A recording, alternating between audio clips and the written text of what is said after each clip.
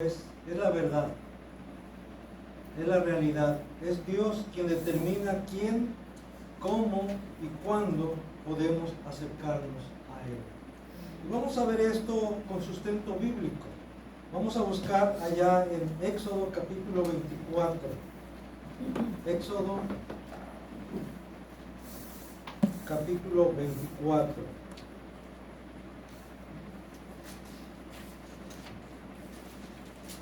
También podemos ver aquí enfrente del púlpito un cuadro con los 10 mandamientos, con el decálogo, con las 10 palabras.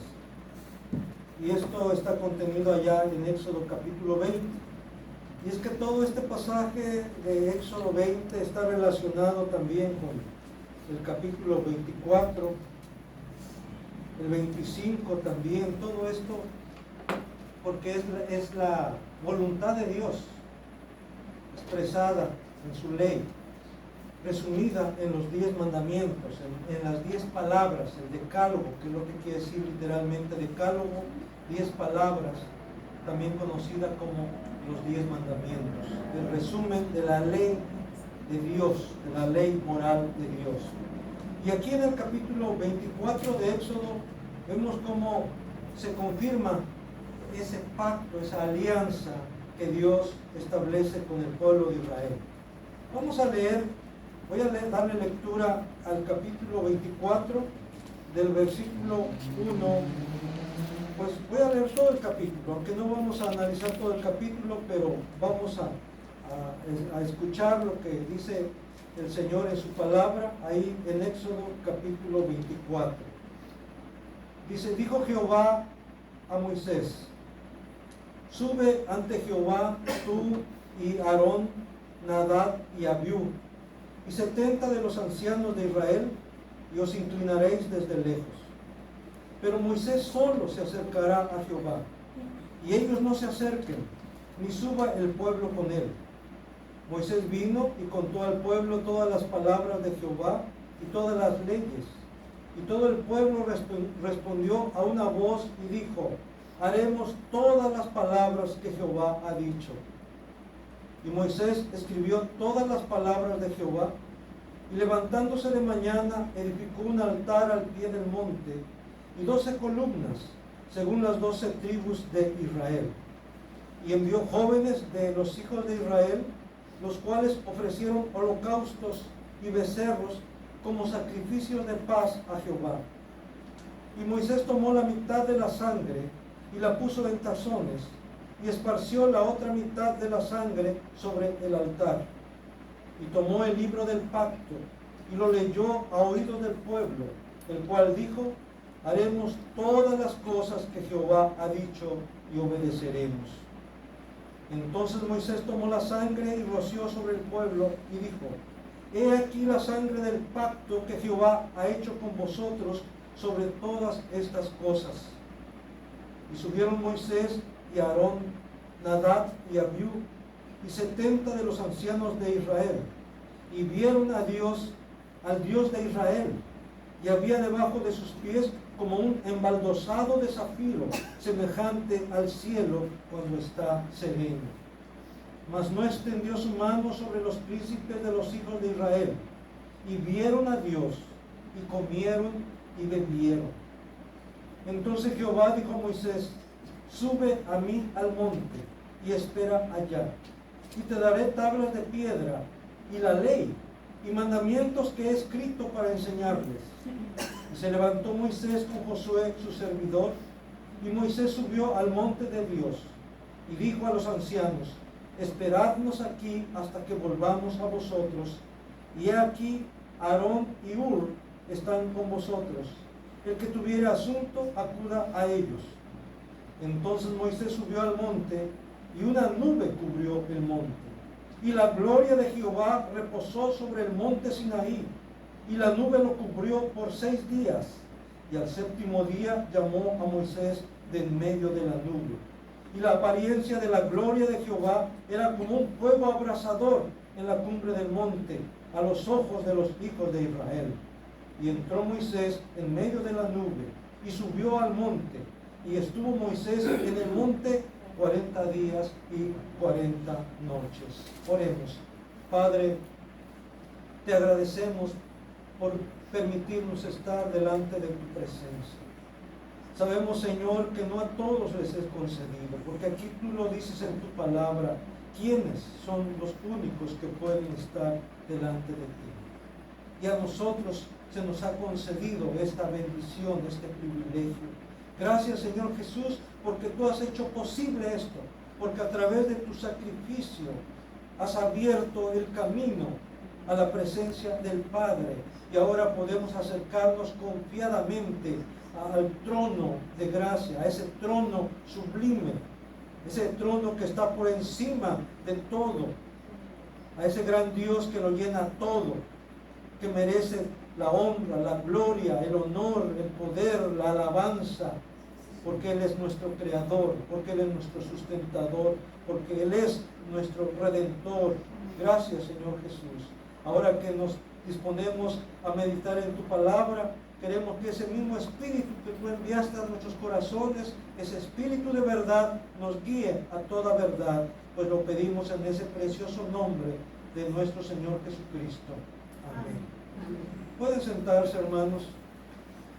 Y vamos a ver en base a este pasaje de Éxodo 24, lo que decimos que solo Dios determina quién, cómo y cuándo podemos acercarnos a Él. Y yo sé que muchos dirán, bueno, y entonces, ¿cómo es que se nos invita a acercarnos a Él? ¿Cómo es que tú dices que debo buscar a Dios? Que debo acercarme a Dios.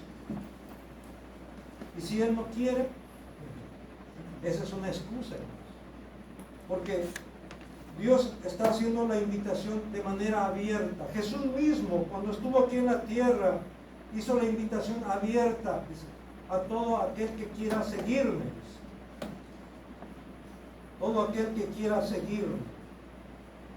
Así de que nosotros lo que tenemos que hacer es escuchar su voz y obedecerle y seguirle. Eso es lo que nos corresponde. Vamos a ver aquí en el versículo 1 y 2 de Éxodo 24. Dijo Jehová a Moisés: sube ante Jehová tú y Aarón, Nadab y Abiú y 70 de los ancianos de Israel, y os inclinaréis desde lejos. Pero Moisés solo se acercará a Jehová, y ellos no se acerquen, ni suba el pueblo con él. Aquí vemos, hermanos, que es Dios mismo quien dice quiénes deben subir a Él. Y luego, quién es el único que puede acercarse a Él. Dice que debe ser Moisés, Aarón, Nadab y Abiú, que eran los hijos de Aarón, y 70 de los ancianos de Israel. Nada más, no todo el pueblo, nada más. Estos 70 ancianos representantes de toda la comunidad, representantes de todo el pueblo de Israel. Dice, serán los únicos que podrán subir al monte, pero acercarse al monte. Dice, pero solo Moisés se acercará a Jehová. Ellos no se acerquen. Ellos no se acerquen, dice. Aquí se pone de evidencia tres cosas, hermanos, en estos dos versículos. La primera, que Dios es selectivo. Esta selección se basa solo en su pura gracia soberana. No está basada en méritos humanos. No es que Dios mira quiénes van a serle fieles, no es que Dios mira quiénes van a creer en Él, no es que Dios mira quiénes van a buscarle, no. Es Dios quien extiende su invitación a los que Él quiere. En este caso, lo hace en base a su soberana voluntad, porque Él así lo quiere y a quien Él quiere. En ese aspecto no podemos obligarlo. Nadie puede obligar a Dios y decir, ahora me escuchas, ahora me recibes porque me recibes. No. Él sabe a quién recibir. Ahora, ¿cómo asegurarnos de que Él nos va a recibir? El Señor dice, a un corazón contrito y humillado no despreciarás tú, oh Jehová. Así es que, si quieres que Dios te reciba, acércate a Él en actitud humilde, de súplica. Y aquí se pone de manifiesto. Es Dios quien toma la iniciativa y nos hace la invitación de ir a Él. Pero también debemos acercarnos a Él con actitud reverente, no demandante. ¿Cómo sabemos eso? Porque aquí mismo dice, y os inclinaréis desde lejos. Desde lejos. Aún antes de acercarse a mí, tienen que inclinarse. Esto muestra que respeto, humillación delante de Dios. Y hermanos, créeme que es preferible que seas humillado delante de Dios a que seas humillado delante de los hombres o por los hombres. Porque Dios, a quien humilla, ¿qué dice? Lo enaltece. Dios al que humilla lo levanta y lo enaltece. En cambio el hombre a quien humilla lo quiere humillar más y más y más, hasta destruirlo, hasta despedazarlo. Pero Dios, hermanos, no es así. Dios quiere que nos acerquemos a Él con actitud reverente, con actitud de humillación delante de Él. Y os inclinaréis desde lejos. Sobre todo, hermanos, en el oriente era la manera en ese tiempo, y aún todavía, no sé si usted ha visto, por ejemplo, dentro de las culturas de oriente, como todavía hacen la reverencia, ¿verdad? No nos saluda como nosotros, con un apretón de manos y hasta de abrazo y todo, ¿no? Ellos le saludan y se inclinan su rostro, ¿verdad? Una muestra de respeto hacia la otra persona. Pero hace 3000 años o más, la manera de mostrar respeto hacia un superior era no solamente inclinándose, sino postrándose en tierra. Y es por eso que Dios así quería ser reverenciado, así quería ser adorado, así quería que le mostrara su respeto. No solamente inclinándose, sino postrándose delante de Él, delante de su presencia. También vemos aquí en el Éxodo 24 que es la voluntad de Dios que el pueblo conozca su palabra para que le obedezca, para que la obedezca. Dice el versículo 3, y Moisés vino y contó al pueblo todas las palabras de Jehová y todas las leyes. Y todo el pueblo respondió a una voz y dijo, haremos todas las palabras que Jehová ha dicho. ¿Por qué? Porque ya las habían escuchado. Porque Moisés ya había comunicado la voluntad de Dios, la palabra de Dios, los mandamientos de Dios. Y ya en base a ese conocimiento, el pueblo dijo, haremos todas las cosas, todas las palabras que Jehová ha dicho. Y esto, hermanos, así debiera ser. Porque a veces pensamos que vamos a agradar a Dios, que vamos a hacer la voluntad de Dios, y si ni la sabemos, ¿cómo vas a hacer la voluntad de Dios? ¿Cómo vas a agradar a Dios si no sabes lo que Él quiere? Si no sabes cuál es su voluntad, si no sabes cuáles son sus deseos. Bueno, aquí está su voluntad. Aquí están sus mandamientos, aquí está el deseo de Dios con respecto a ti. Así que si de veras quieres hacer la voluntad de Dios, si de veras quieres agradar a Dios, conoce su voluntad, lee su palabra. Y después de leer su palabra, de conocer su palabra, debemos obedecerla. Porque no son los oidores de la palabra, no son los oidores de la ley, no son los conocedores de la ley los que agradan a Dios, sino los que la hacen, los que la obedecen, son los que agradan a Dios, los que honran a Dios.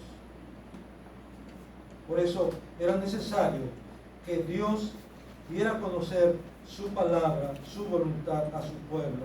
Y sigue siendo esa la voluntad de Dios, que su palabra sea conocida por el pueblo, por la gente, para que sepan lo que Él quiere. Y al saber lo que Él quiere, obedezcan. Y de esa manera honren a Dios, de esa manera glorifiquen a Dios. Por eso el apóstol Pablo, hermanos, cuando allá en Hechos 20:27, cuando estaba hablando a los ancianos, les decía en Hechos 20:27, porque sin vacilar, en la Nueva Versión Internacional dice, porque sin vacilar les he proclamado todo el propósito de Dios. En la 60 dice, no he rehusado anunciaros, así dice la versión 60, no he rehusado anunciaros todo el consejo de Dios, toda la palabra de Dios, toda la voluntad de Dios. Y a veces, hermanos, aunque sea difícil, a veces no nos gusta, a veces quisiéramos escuchar solamente cosas bonitas, cosas buenas, puras alabanzas de parte de Dios o de nosotros hacia Dios. Pero, hermanos, hay demandas de parte de Dios que requieren compromiso con Él. No nada más que nos gocemos delante de Él, sino que nos comprometamos delante de Él. El conocer la palabra o la voluntad de Dios debe llevar a obedecerle y a adorarle. Sí, tiene lógica. Si tú conoces la voluntad de Dios, si sabes lo que Él quiere, si sabes lo que a Él le gusta, entonces ¿qué? Pues vamos a hacer lo que a Él le gusta. Vamos a actuar como Él quiere. Vamos a honrarle como Él quiere. Vamos a adorarle como Él quiere. Y hermanos, si aún entre nosotros como seres humanos, cuando apreciamos a alguien, sabemos que le gusta y queremos hacer aquello que le gusta, ya sea una comida, una bebida, algo que sabemos que le gusta, que le va a gustar. ¿Y por qué con Dios no somos igual? Con mayor razón deberíamos de ser delante de Dios, buscar la manera como agradarle, como se sienta a gusto. No solamente que nosotros nos sintamos a gusto, sino que Él se sienta a gusto, que Él se complazca. Sabemos que Él se complace con la alabanza. Sabemos que podemos complacer a Dios con la oración también. Una oración bíblica, una oración que emane de un corazón agradecido. Pero la mejor manera de agradar a Dios es obedeciendo. A través de Samuel, el Señor declara que el obedecerle es mejor que los sacrificios, que los holocaustos. El obedecerle es mucho mejor. Así que eso es lo que Dios nos dice en su palabra. Él quiere obediencia, más que sacrificio, más que penitencia. Él quiere obediencia. Por eso dice en el versículo 4 y 5, y Moisés escribió todas estas palabras de Jehová, y levantándose de mañana, edificó un altar al pie del monte, y 12 columnas según las 12 tribus de Israel. Y envió jóvenes de los hijos de Israel, los cuales ofrecieron holocaustos y becerros como sacrificios de paz a Jehová. Como sacrificios de paz a Jehová. Ofrendas de paz, ofrendas de gratitud a Dios. Y vemos aquí que dice que después de escribir estas palabras, era necesario que las escribiera. Antes se transmitía lo que se le llamaba, ¿verdad?, a través de decirlas, se le llamaba transmisión oral. Decir las cosas, de generación en generación se iba pasando la información. Pero a veces había el riesgo de que esa información o se distorsionara. Pasaba como ahora hablan del teléfono descompuesto, que alguien no entendió bien, no escuchó bien y comunicara otra cosa. Había ese riesgo de que con el tiempo la información se distorsionara, o peor aún, que con el tiempo se olvidara. Como pasó tristemente en el pueblo de Israel, que hubo una generación que no conocía a Jehová, que no conocía al Señor. ¿Sí? Así lo registra la Escritura. Entonces, por eso Moisés consideró importante, aparte de que Dios se lo había ordenado, Moisés también consideró importante escribir las palabras de Jehová. Y luego se levanta de mañana, ¿a qué? ¿A desayunar? No, se levanta a edificar un altar al pie del monte. Ese altar para Dios, con 12 columnas según las 12 tribus de Israel. En ese altar estaban representadas las 12 tribus de Israel, todo el pueblo de Israel, porque Moisés quería que todo el pueblo estuviera delante de Dios, porque Moisés quería que Dios recibiera a todo el pueblo, a las 12 tribus, delante de su presencia. Ese era el anhelo del corazón de Moisés. No crean que él decía, yo soy el líder, y aquí yo soy el manda más, y todos los demás tienen que escucharme y tienen que obedecerme, porque yo soy el único que puede entrar a Jehová. Como algunos líderes religiosos ahora se creen que son los únicos que pueden estar en la presencia de Dios, que son los portadores del mensaje de Dios para la gente, para su pueblo. Qué tremendo es esto, qué terrible es esto. Moisés, hermanos, era un hombre de carácter, sí, pero era un hombre noble.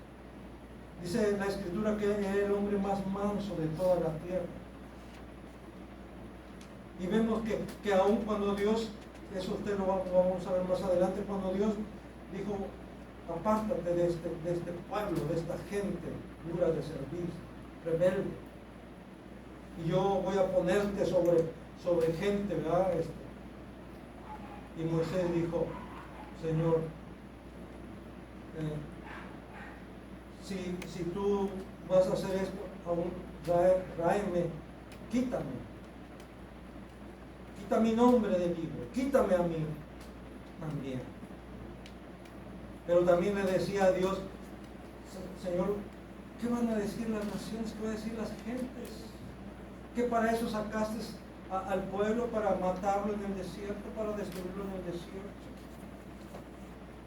Y ahí tenemos a Moisés intercediendo por el pueblo de Israel delante de Dios, aún anteponiendo su propia vida con tal de preservar al pueblo de Israel, a su pueblo. Y ahí vemos, hermanos, como él, pensando en el pueblo, pensando en Dios, pero también pensando en su pueblo, edifica un altar con 12 columnas, según las 12 tribus de Israel.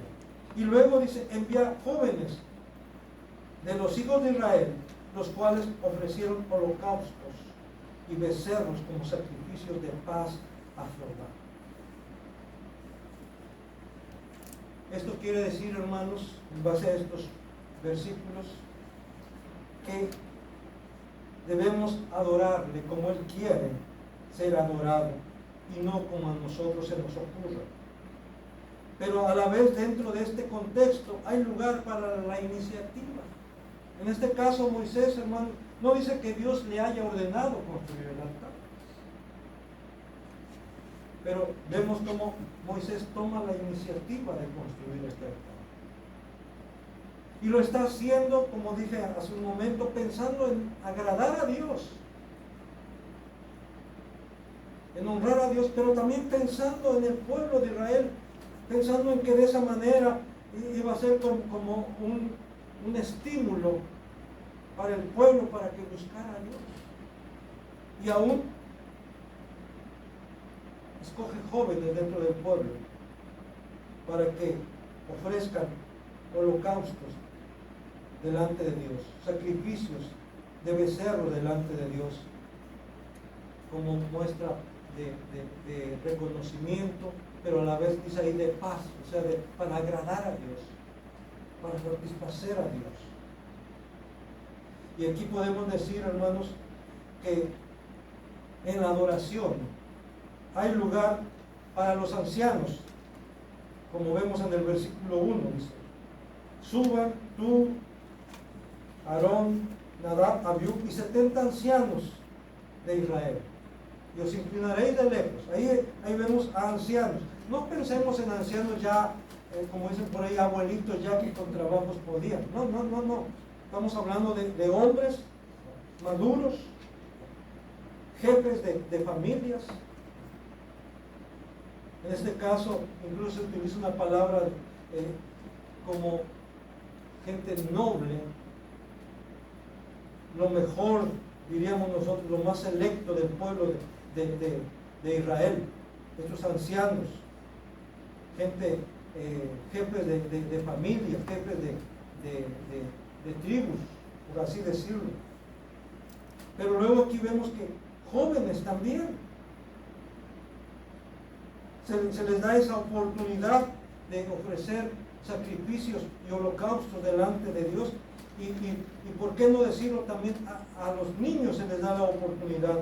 Allá en Mateo 21:16, ya es en el Nuevo Testamento, cuando Jesús entró a Jerusalén, dice que los niños, y cuando habla de niños no tenemos que pensar en niños chiquitos, sino adolescentes, jóvenes, adolescentes y niños, por supuesto, también aclamaban delante del Señor diciendo: Hosana al Hijo de David, bendito el que viene en el nombre del Señor, Hosana en las alturas.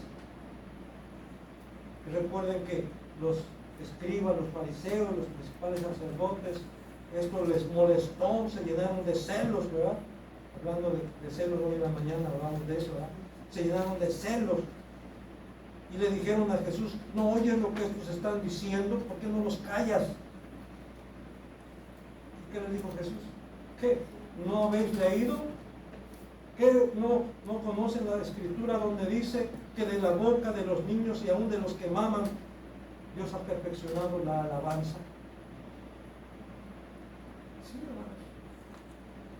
Dios perfecciona la alabanza. Tu alabanza también es perfeccionada por Dios. Si no, ¿tú crees que Dios la recibiría así?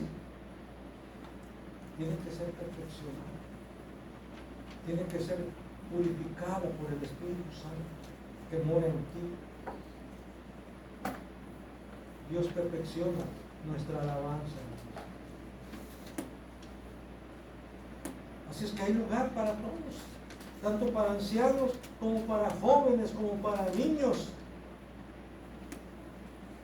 para adorar a Dios, para alabar a Dios, para acercarse a Dios, no importa la edad que tengas. Dios te invita a acercarte a Él. Nada más que dice que el que se acerca a Dios, dice Dios, crea que le hay, o sea, esté convencido que Dios existe, que Dios es real y que es galardonador de los que le buscan. Porque sin fe es imposible agradar a Dios. Entonces es necesario que te acerques a Dios con fe, que te acerques a Dios con un corazón contrito y humillado, que reconozcas quién eres, que reconozcas quién es Dios, ante quién estás. Y de esa manera Dios no te va a rechazar, de esa manera Dios te va a recibir con los brazos abiertos. Dios le dijo a su pueblo, al pueblo de Israel, a través de sus profetas, dice que seré encontrado. Me buscaréis, dice, y me encontraréis, porque me buscaréis de todo vuestro corazón. Es que tenemos que buscar a Dios con todo nuestro corazón y lo vamos a encontrar. Porque esa es la voluntad de Dios, que lo busquemos de esa manera. En cuarto lugar, debemos asumir nuestra responsabilidad dentro del pacto. Versículos 6 al 8 dice: y Moisés tomó la mitad de la sangre, está hablando de los sacrificios que ofrecieron los jóvenes delante de Dios, de los becerros que fueron ofrecidos delante de Dios en aquel altar al pie del monte. Tomó, dice, la mitad de la sangre y la puso en tazones y esparció la otra mitad de la sangre sobre el altar. Y tomó el libro del pacto, o sea, lo que él había escrito, lo que Dios le había dicho que escribiera. Aquí, por supuesto, van los 10 mandamientos, van todo lo relacionado, lo que está ahí en el capítulo 21, en el capítulo 22, en el capítulo 23, todo eso. Dice, y tomó el libro del pacto. Estoy ahí en el versículo 6 y 7. Y tomó el libro del pacto y lo leyó a oídos del pueblo, el cual dijo, haremos todas las cosas que Jehová ha dicho y obedeceremos. Entonces Moisés tomó la sangre y roció sobre el pueblo y dijo, he aquí la sangre del pacto que Jehová ha hecho con vosotros sobre todas estas cosas. La mitad de la sangre la roció sobre el altar, la esparció sobre el altar, y la otra mitad la roció sobre el pueblo y dijo, esta es la sangre del pacto, he aquí la sangre del pacto que Jehová ha hecho con vosotros sobre todas estas cosas. Hermanos, estas palabras les recuerdan a otra persona, les recuerdan otro tiempo. Sí, ¿verdad? Nos recuerdan las palabras de nuestro Señor Jesús mismo, dirigidas a sus discípulos en aquella noche en que el Señor fue aprehendido y fue llevado a la cruz del Calvario. Esa misma noche Jesús instituyó su cena y dice que partió el pan y lo dio a sus discípulos diciendo, este es mi cuerpo que por vosotros es partido. Y luego tomó la copa y dijo, esta copa es mi sangre, o sea, representa mi sangre. Esta es la copa del nuevo pacto. Esta es la sangre, incluso dice, del nuevo pacto que por vosotros es derramada. Ahí en Mateo 26, 28 dice, porque esta es mi sangre del nuevo pacto que por muchos es derramada para remisión de los pecados. Así es que Jesucristo, hermanos, Él no ofreció como Moisés o como aquellos jóvenes que ofrecieron sangre de becerros o de machos cabríos o de corderos o de aves, porque hasta eso Dios también permitía aves, sino que Jesucristo ofreció su propia sangre. Y si el pacto anterior fue eficaz con la sangre de animales, hermanos, con mucho más razón, el nuevo pacto en el que está fundada la iglesia, el nuevo pacto es mucho más eficaz porque está fundamentada, porque está respaldada, porque ha sido sellado ese pacto por la sangre de Jesucristo. Por eso es mucho más hermoso, mucho más precioso, mucha más bendición este pacto en el que estamos ahora, en el pacto de gracia, en el pacto de redención. Ahora, no quiere decir que aún la ley no era parte de la gracia de Dios. Claro que sí, como ya lo hemos dicho en otras ocasiones. Aún la ley es muestra de la gracia de Dios, del amor de Dios para su pueblo. Así es que podemos decir, hermanos, que la gracia de Dios ha sido desde el principio. Desde la caída de nuestros primeros padres se manifestó la gracia de Dios. Porque Dios había dicho, el día que comas de este fruto vas a morir. Y hermanos, comieron y debían morir. Pero en la gracia de Dios, Él les prolongó la vida. Y en la gracia de Dios, Él proveyó para que su desnudez fuese cubierta.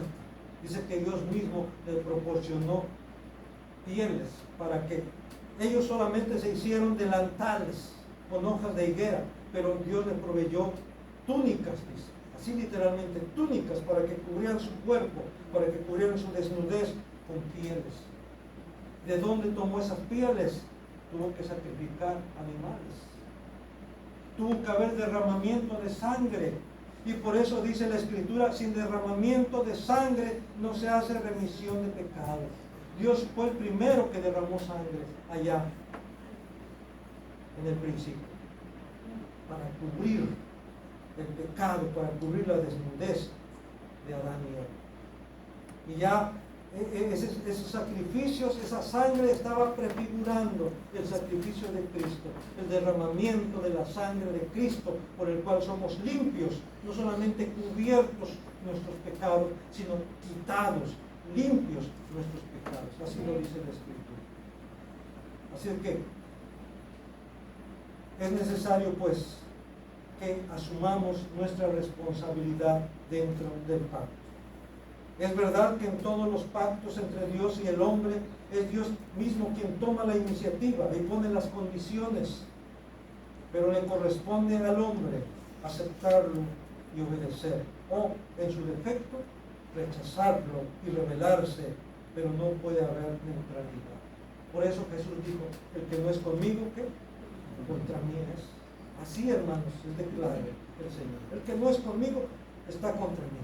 Aquí no hay punto neutral, decir, bueno, no estoy ni contra Dios ni a favor de Dios, o no estoy a favor de Dios, pero tampoco estoy en contra de Dios. No estoy en contra, no estoy a favor del cristianismo, pero tampoco estoy en contra. Aquí, hermanos, dice el Señor, pues estás conmigo, pues estás contra mí. No hay punto neutral. Por eso es importante, hermanos, que tomemos una decisión de manera consciente. Aquí el pueblo de Israel, hasta donde pudo, hasta donde sus capacidades se lo permitieron, dijeron, haremos todas las cosas que Jehová ha dicho y obedeceremos. Y lo dijo 2 veces, hermanos, 2 veces. Se comprometió doblemente delante de Dios. La pregunta es, ¿cuántas veces te has comprometido tú delante de Dios? ¿Cuántas veces? Y comprometerse no quiere decir cuántas veces te has bautizado. Tristemente hay hermanos que se bautizan 2, 3 veces. Viene un evangelista famoso, un predicador famoso, y invita y pasa y los bautizan. Y otros dicen, no, yo, a eso de que nomás me echen agüita, no, yo quiero ir al mar, yo quiero ir allá para que. Y creen que por la abundancia de agua ya es más efectivo el bautismo. Quiero decirles, no. El bautismo no salva a nadie. Lo único que salva es la fe en Jesucristo, nada más. Amén. Así es que puedes bautizarse 2, 3, 4, 5 las veces que sea, y si no cambias, si sigues siendo la misma persona, si no has nacido de nuevo, ¿de qué te sirve? Es necesario nacer de nuevo. Jesús lo dijo claramente, que si no nacemos de nuevo, no podemos ver el reino de los cielos. Así es declara la Escritura. Y no se te invita solamente a cambiar de religión, no. Porque algunos dicen, ay, no quiero cambiar de religión. No, qué bueno que no quieras cambiar de religión. Lo que tienes que cambiar es tu corazón. Y quien va a cambiar tu corazón es Cristo. Pero tienes que venir a Cristo para que Él cambie tu corazón, para que Él cambie tu manera de pensar, para que Él te haga una nueva criatura. Si no, ahí sigue bien, estás bien ahí. Porque el Señor no quiere solamente que cambies de religión. Él quiere que seas una nueva creación, una nueva criatura. La mitad de la sangre fue esparcida sobre el altar en representación de Dios, y la otra mitad fue rociada sobre el pueblo, quedando de esta manera sellado el compromiso por ambas partes. El pueblo dijo, sí, como decimos ahora, sí acepto, sí reconozco. Cuando a alguien se le recibe como miembro, ¿verdad? Se le prepara, se le da a conocer, recibe un año de preparación, al menos así es aquí dentro de nuestra iglesia.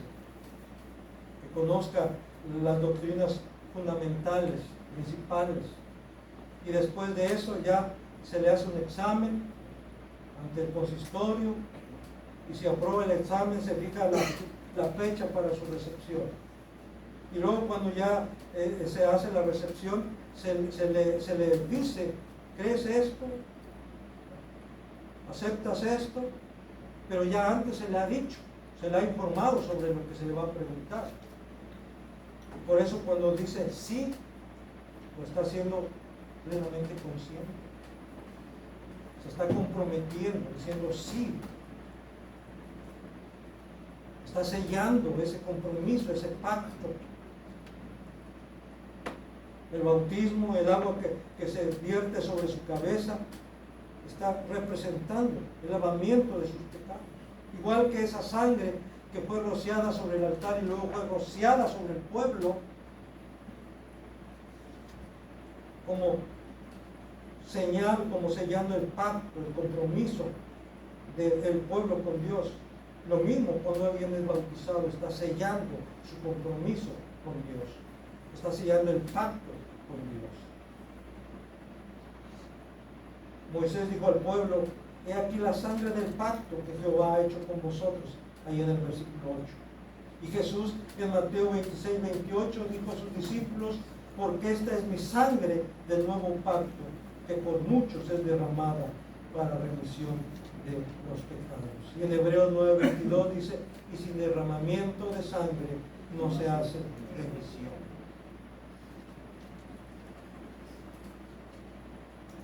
Solo después de ratificado el pacto podemos acercarnos a Dios y tener comunión con Él. Versículo 9 al 11. Y subieron Moisés y Aarón, Nadab y Abiú, y 70 de los ancianos de Israel, y vieron al Dios de Israel. Y había debajo de sus pies como un embaldosado de zafiro, semejante al cielo cuando está sereno. Mas no extendió su mano sobre los príncipes de los hijos de Israel. Y vieron a Dios, y comieron y bebieron. Vamos, qué visión tan maravillosa tuvieron estos ancianos de Israel. Qué visión tan maravillosa tuvo Aarón, Nadab y Abiú. Qué triste, hermanos. Y qué triste que a pesar de haber tenido esta visión de Dios, Nadab y Abiú, más adelante usted sabe lo que pasó con ellos. Ofrecieron fuego extraño delante de Dios. Y salió fuego de delante de Jehová y los consumió. Después de haber tenido esa experiencia privilegiada de estar cerca del monte y ver la gloria de Dios, ver la majestad de Dios, aunque no vieron toda la gloria de Dios, porque dice que solamente vieron como un embaldosado de zafiro, semejante al cielo cuando está sereno bajo los pies de Dios. Esto indica, hermanos, que no tuvieron, no quiero decir el valor, no tuvieron el atrevimiento, por respeto a Dios, y no levantaron la vista más allá. Esto demuestra entonces que su actitud de reverencia continuó de tal manera que solo vieron a donde estaban asentados los pies de Jehová. Y aquel lugar donde estaban asentados los pies de Jehová dice que era como un embaldosado de zafiro. El zafiro es una piedra preciosa, color azul. Por eso dice como el cielo cuando está sereno. Hermanos, la Biblia habla de la Nueva Jerusalén como sus cimientos de piedras preciosas. Y aquí vemos, hermanos, que también se nos habla de que como un mar de cristal delante del trono, en Apocalipsis. Ezequiel también habla de esto. Cuando habla de como un mar de cristal, no piensen que es un mar, sino algo como dice aquí, un embaldosado, aquí dice, donde se asientan los pies. Y esto también es una figura antropomórfica, o sea, una manifestación, o se le llama también como teofanía, manifestación visible de la presencia de Dios. Y vemos como ellos dicen que vieron bajo sus pies como un embaldosado de zafiro, o sea, azul, una piedra azul preciosa, como el cielo cuando está tranquilo, como decimos ahora, como el cielo despejado. Pero esto fue posible, hermanos, hasta que se ofrecieron los sacrificios, los holocaustos, hasta que fueron rociados con la sangre tanto el altar como ellos, que ahora sí, ellos pueden subir. Moisés, como dice ahí, Aarón, Nadab, Abiú y 70 de los ancianos, y ahora sí, Dios puede revelarse a ellos, aunque sea una mínima parte, ¿no? Pero ahora sí pueden ver a Dios, acercarse a Dios. Y dice que no extendió su mano sobre los príncipes de los hijos de Israel. Eso de no extender quiere decir, no los destruyó, no causó daño sobre ellos. Porque más adelante afirma que ningún ser humano puede ver a Dios y vivir. Ninguno. Por eso dice, a Dios nadie lo ha visto jamás. Nadie. Ni Moisés, ni Nadab, ni Abiú, ni Aarón, ni los 70 ancianos. Ellos solamente vieron algo de la gloria de Dios. Pero la gloria de Dios en su plenitud nadie la ha visto. Moisés le dijo a Dios, muéstrame tu gloria. Dios le dijo, no te voy a mostrar mi gloria, solamente mis espaldas. Algo de la gloria de Dios, nada más. Elías también pudo percibir algo de la gloria de Dios. Pero a Dios nadie le ha visto jamás.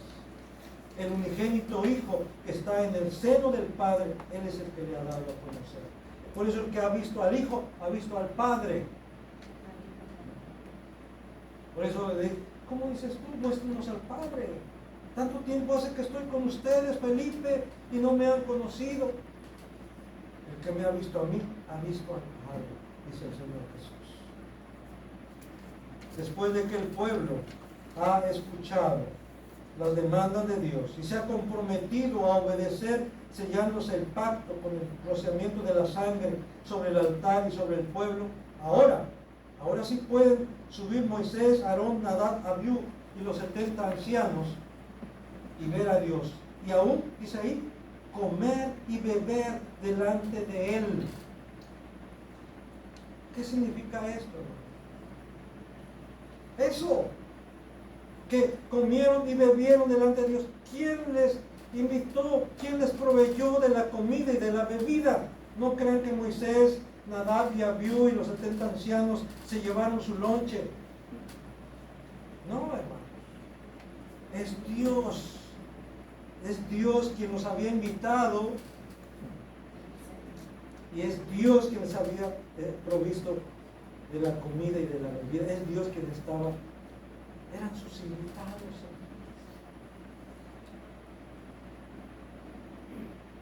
Y yo quiero, a lo mejor esto les va a sonar a algunos, no les va a sonar muy bien.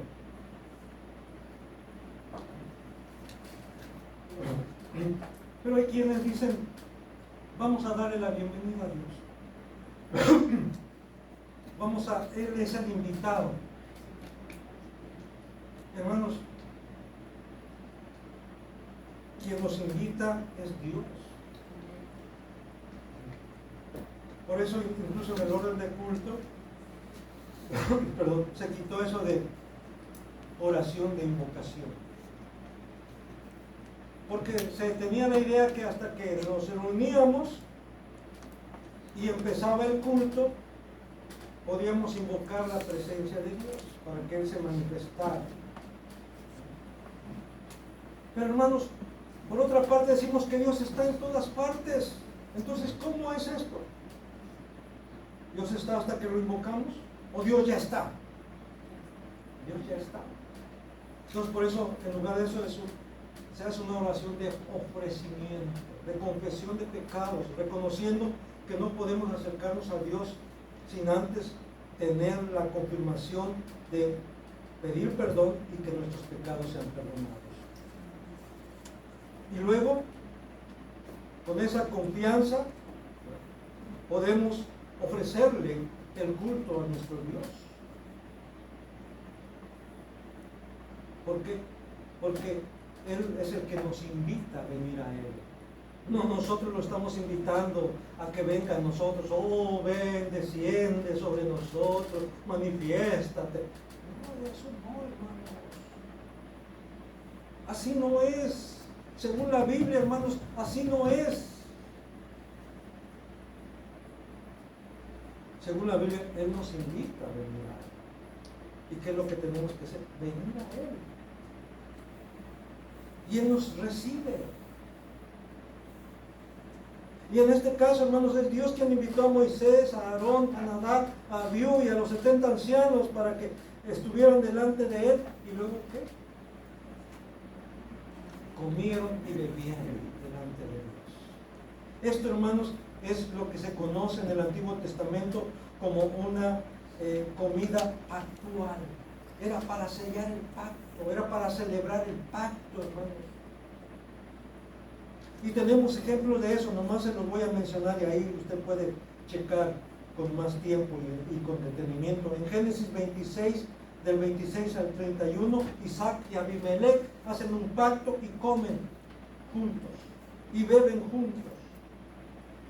Ellos y sus familias, y aún sus criados también.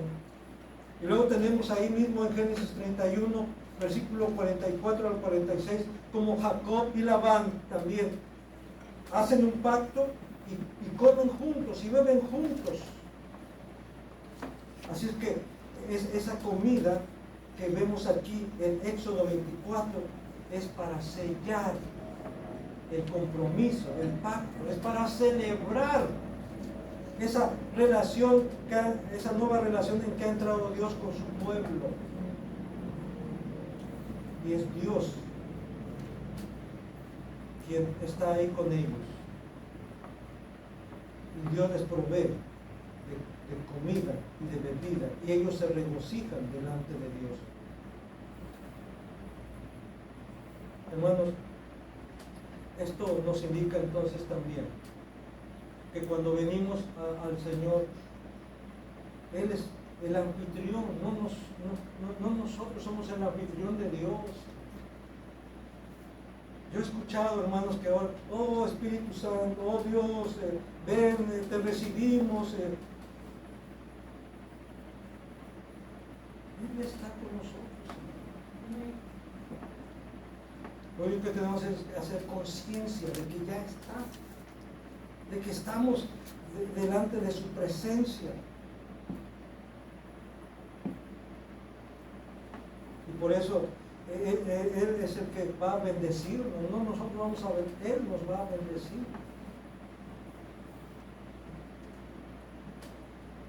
Más adelante vemos como Dios mismo le dice a Moisés, sube a mí al monte, ahí en el versículo 12 de Éxodo 24.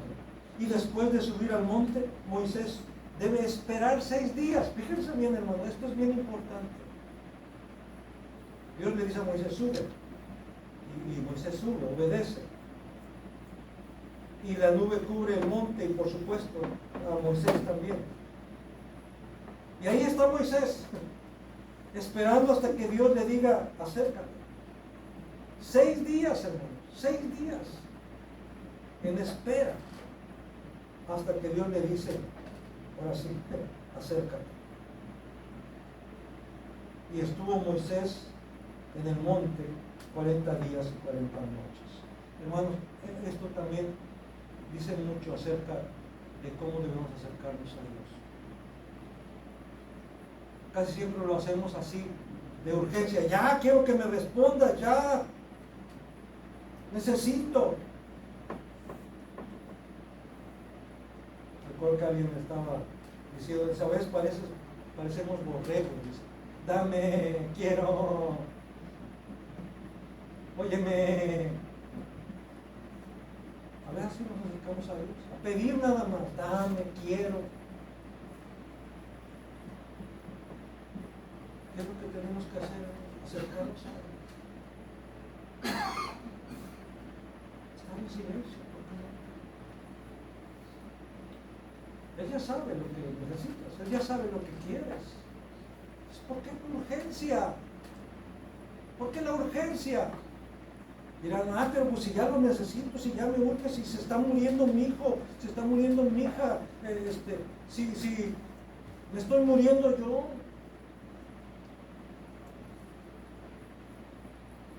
Bueno, son casos especiales. Pero regularmente, hermanos, a Dios le agrada que sepas esperar. Qué contrario es a aquellos que se acercan a Dios demandando, declarando, exigiendo, reclamando, reclamo. ¿Qué reclamas? ¿Con qué derecho reclamas? Con los derechos que obtuvo Cristo para mí. Sí, porque hasta eso tienen argumentos y dilemas. Moisés subió al monte y estuvo ahí 6 días esperando hasta que Dios lo llamó. Hermanos, esto nos enseña también cómo a veces tenemos que aprender a acercarnos a Dios. Y la mejor manera de acercarnos a Dios es, como veíamos, primero reconociendo nuestros pecados, pidiendo perdón por ellos, reconociendo la majestad de Dios, quién es Él. Él es santo, santo, santo. Amén. Y luego, hermanos, con plena certeza de que Él está ahí, de que Él está con nosotros. Y para eso no tenemos que gritar. Simplemente tenemos que derramar nuestro corazón, presentar nuestra petición delante de Él, y Él va a oír, y Él va a actuar. Encomienda al Señor tu camino, confía en Él, ¿okay? Y Él actuará, y Él hará. Amén. Amén. Amén.